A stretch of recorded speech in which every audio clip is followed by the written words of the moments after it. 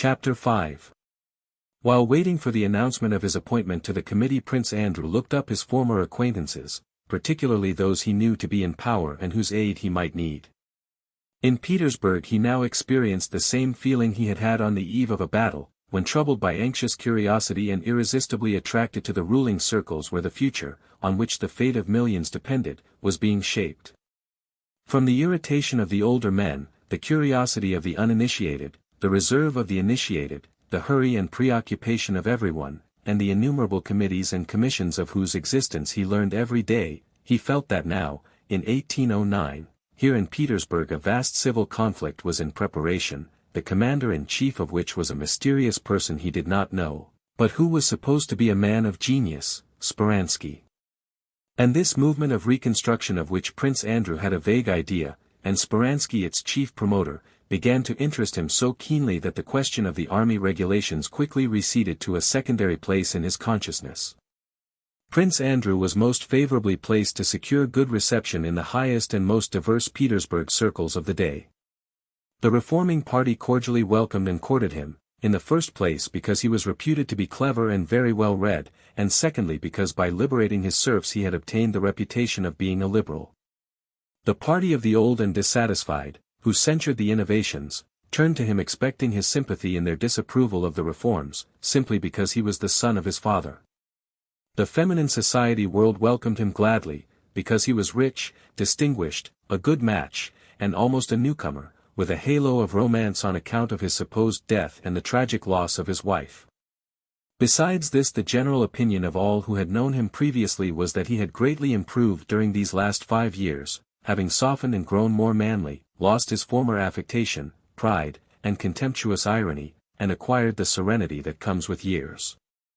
People talked about him, were interested in him, and wanted to meet him. The day after his interview with Count Arakcheev, Prince Andrew spent the evening at Count Kochubey's.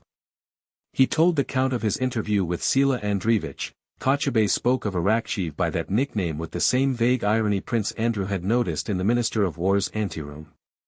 "Mon cher, even in this case you can't do without Michael Mikhailovich Speransky. He manages everything. I'll speak to him.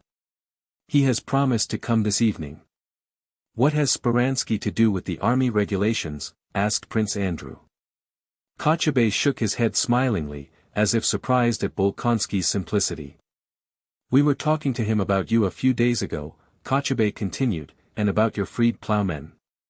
"Oh, is it you, Prince, who have freed your serfs?" said an old man of Catherine's day, turning contemptuously toward Bolkonsky. "It was a small estate that brought in no profit," replied Prince Andrew, trying to extenuate his action so as not to irritate the old man uselessly. "Afraid of being late," said the old man, looking at Kochubey. "There's one thing I don't understand," he continued. "Who will plough the land if they are set free? It is easy to write laws, but difficult to rule. Just the same as now, I ask you, Count, who will be heads of the departments when everybody has to pass examinations?" "Those who pass the examinations, I suppose," replied Kochubey, crossing his legs and glancing round.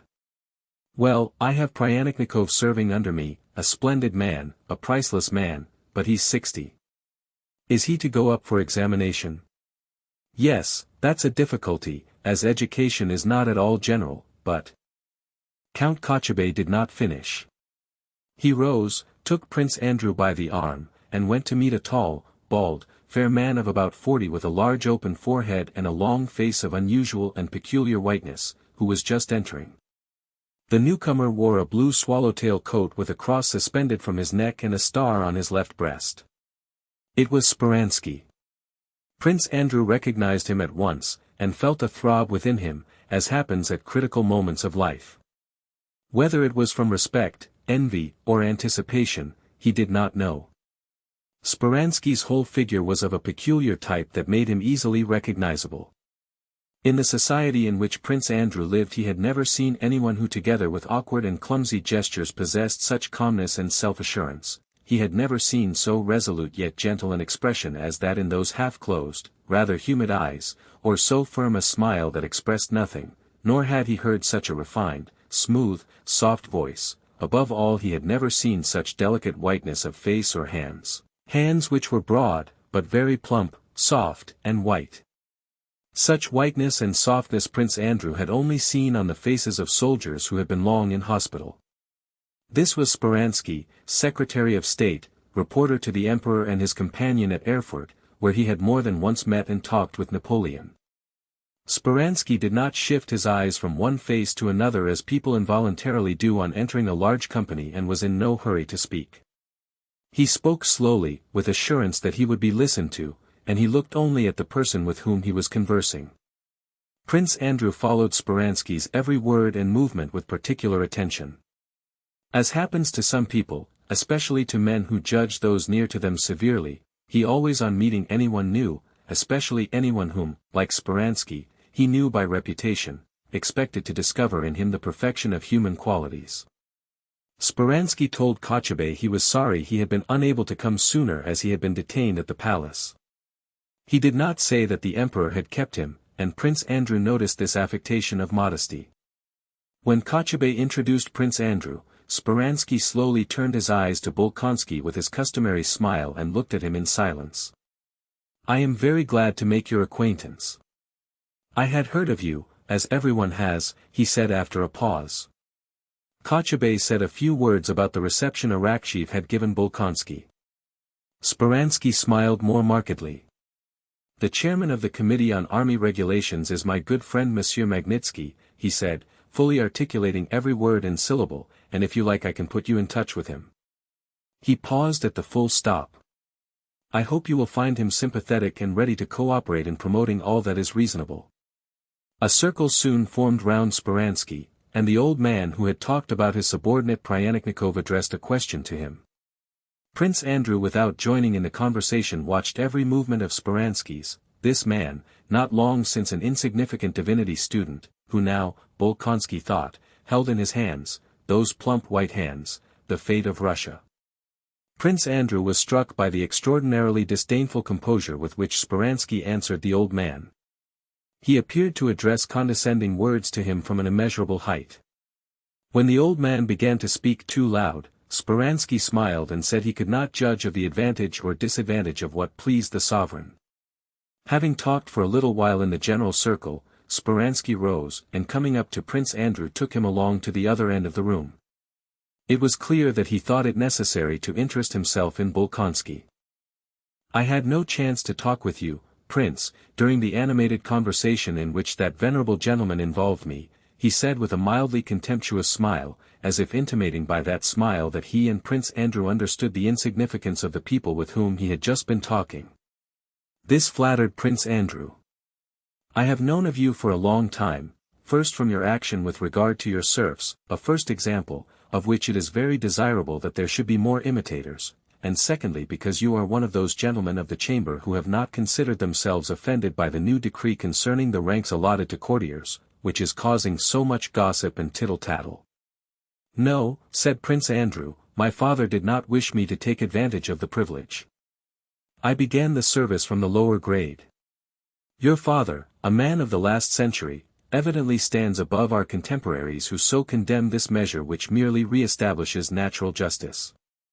"I think, however, that these condemnations have some ground," returned Prince Andrew, trying to resist Speransky's influence, of which he began to be conscious. He did not like to agree with him in everything and felt a wish to contradict. Though he usually spoke easily and well, he felt a difficulty in expressing himself now while talking with Speransky.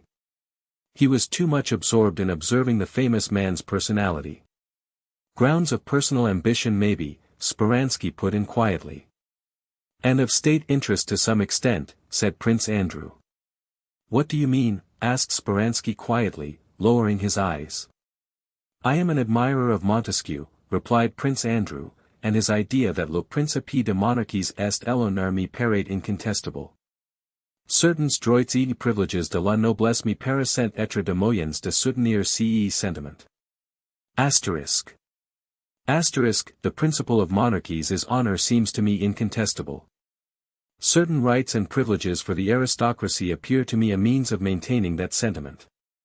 The smile vanished from Speransky's white face, which was much improved by the change. Probably Prince Andrew's thought interested him. Si vous envisagez la question sous ce point de vue, asterisk he began, pronouncing French with evident difficulty, and speaking even slower than in Russian but quite calmly.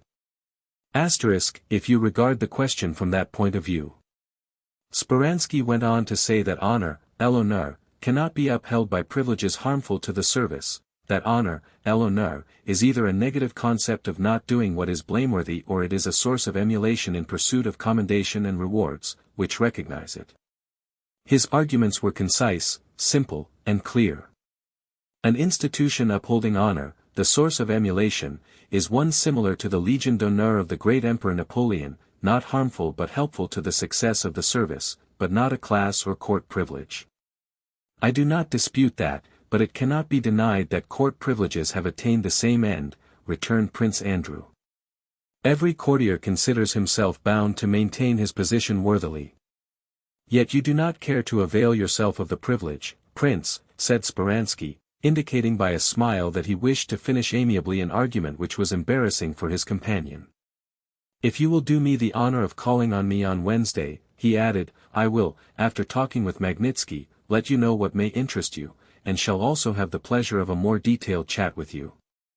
Closing his eyes, he bowed à la Française, without taking leave, and trying to attract as little attention as possible, he left the room. Chapter 6. During the first weeks of his stay in Petersburg, Prince Andrew felt the whole trend of thought he had formed during his life of seclusion quite overshadowed by the trifling cares that engrossed him in that city.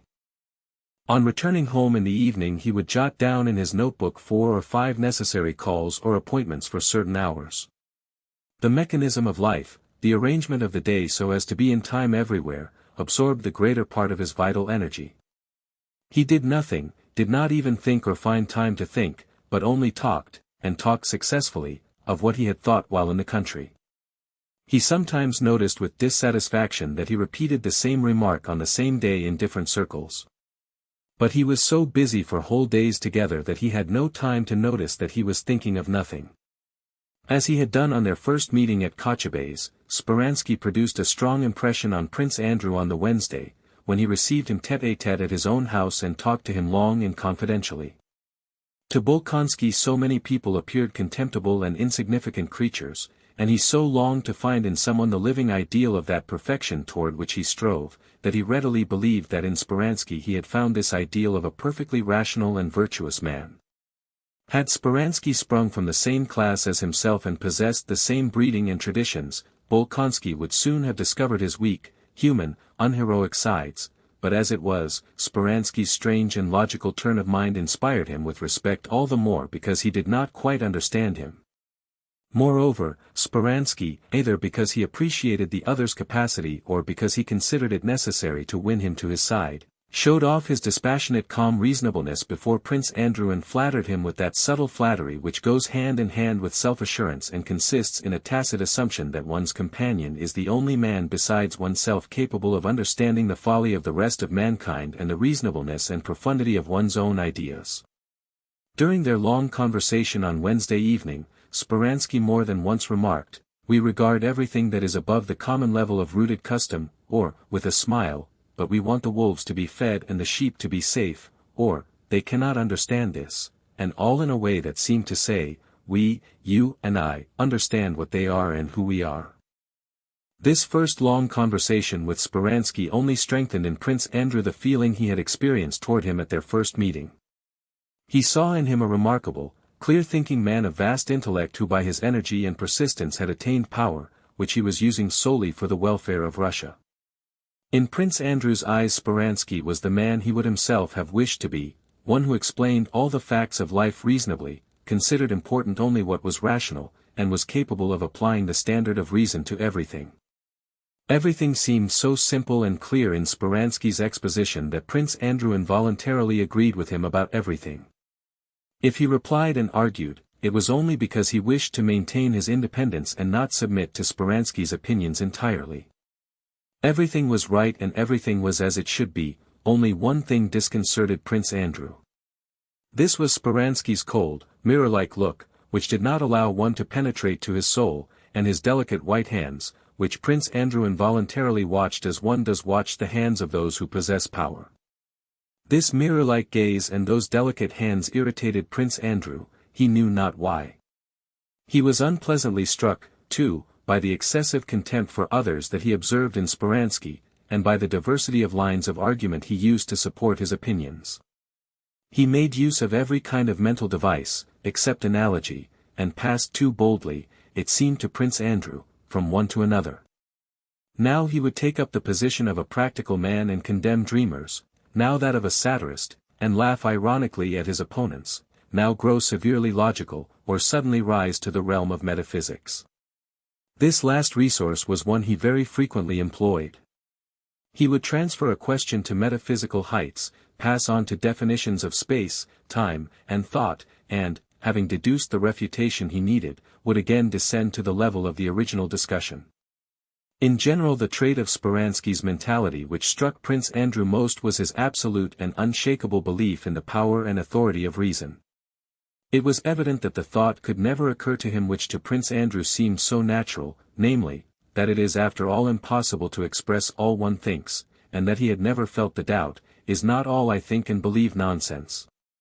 And it was just this peculiarity of Speransky's mind that particularly attracted Prince Andrew. During the first period of their acquaintance, Bolkonsky felt a passionate admiration for him similar to that which he had once felt for Bonaparte. The fact that Speransky was the son of a village priest, and that stupid people might meanly despise him on account of his humble origin, as in fact many did, caused Prince Andrew to cherish his sentiment for him the more, and unconsciously to strengthen it. On that first evening Bolkonsky spent with him, having mentioned the commission for the revision of the Code of Laws, Speransky told him sarcastically that the commission had existed for 150 years, had cost millions, and had done nothing except that Rosenkamp had stuck labels on the corresponding paragraphs of the different codes. "And that is all the state has for the millions it has spent," said he. "We want to give the Senate new juridical powers, but we have no laws. That is why it is a sin for men like you, Prince, not to serve in these times." Prince Andrew said that for that work an education in jurisprudence was needed which he did not possess. "But nobody possesses it, so what would you have? It is a vicious circle from which we must break a way out." A week later Prince Andrew was a member of the Committee on Army Regulations and, what he had not at all expected, was chairman of a section of the Committee for the Revision of the Laws. At Speransky's request he took the first part of the civil code that was being drawn up and, with the aid of the Code Napoleon and the Institutes of Justinian, he worked at formulating the section on personal rights. Chapter 7. Nearly 2 years before this, in 1808, Pierre on returning to Petersburg after visiting his estates had involuntarily found himself in a leading position among the Petersburg Freemasons. He arranged dining and funeral lodge meetings, enrolled new members, and busied himself uniting various lodges and acquiring authentic charters. He gave money for the erection of temples and supplemented as far as he could the collection of alms, in regard to which the majority of members were stingy and irregular. He supported almost single-handed a poorhouse the order had founded in Petersburg. His life meanwhile continued as before, with the same infatuations and dissipations. He liked to dine and drink well, and though he considered it immoral and humiliating could not resist the temptations of the bachelor circles in which he moved. Amid the turmoil of his activities and distractions, however, Pierre at the end of a year began to feel that the more firmly he tried to rest upon it, the more Masonic ground on which he stood gave way under him. At the same time he felt that the deeper the ground sank under him the closer bound he involuntarily became to the order. When he had joined the Freemasons he had experienced the feeling of one who confidently steps onto the smooth surface of a bog. When he put his foot down it sank in. To make quite sure of the firmness of the ground, he put his other foot down and sank deeper still, became stuck in it, and involuntarily waded knee-deep in the bog. Joseph Alexievich was not in Petersburg, he had of late stood aside from the affairs of the Petersburg lodges, and lived almost entirely in Moscow.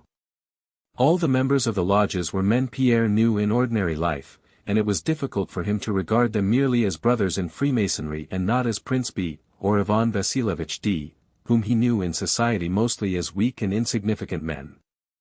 Under the Masonic aprons and insignia he saw the uniforms and decorations at which they aimed in ordinary life. Often after collecting alms, and reckoning up 20 to 30 rubles received for the most part in promises from a dozen members, of whom half were as well able to pay as himself, Pierre remembered the Masonic vow in which each brother promised to devote all his belongings to his neighbor, and doubts on which he tried not to dwell arose in his soul. He divided the brothers he knew into 4 categories. In the first he put those who did not take an active part in the affairs of the lodges or in human affairs, but were exclusively occupied with the mystical science of the order, with questions of the threefold designation of God, the 3 primordial elements, sulfur, mercury, and salt, or the meaning of the square and all the various figures of the Temple of Solomon. Pierre respected this class of brothers to which the elder ones chiefly belonged, including, Pierre thought, Joseph Alexievich himself, but he did not share their interests. His heart was not in the mystical aspect of Freemasonry. In the second category Pierre reckoned himself and others like him, seeking and vacillating, who had not yet found in Freemasonry a straight and comprehensible path, but hoped to do so. In the third category he included those brothers, the majority, who saw nothing in Freemasonry but the external forms and ceremonies, and prized the strict performance of these forms without troubling about their purport or significance. Such were Willarski and even the Grand Master of the principal lodge. Finally, to the fourth category also a great many brothers belonged, particularly those who had lately joined. These according to Pierre's observations were men who had no belief in anything, nor desire for anything, but joined the Freemasons merely to associate with the wealthy young brothers who were influential through their connections or rank, and of whom there were very many in the lodge. Pierre began to feel dissatisfied with what he was doing. Freemasonry, at any rate as he saw it here, sometimes seemed to him based merely on externals. He did not think of doubting Freemasonry itself, but suspected that Russian Masonry had taken a wrong path and deviated from its original principles. And so toward the end of the year he went abroad to be initiated into the higher secrets of the order. In the summer of 1809 Pierre returned to Petersburg. Our Freemasons knew from correspondence with those abroad that Bezukov had obtained the confidence of many highly placed persons, had been initiated into many mysteries, had been raised to a higher grade, and was bringing back with him much that might conduce to the advantage of the Masonic cause in Russia. The Petersburg Freemasons all came to see him, tried to ingratiate themselves with him, and it seemed to them all that he was preparing something for them and concealing it.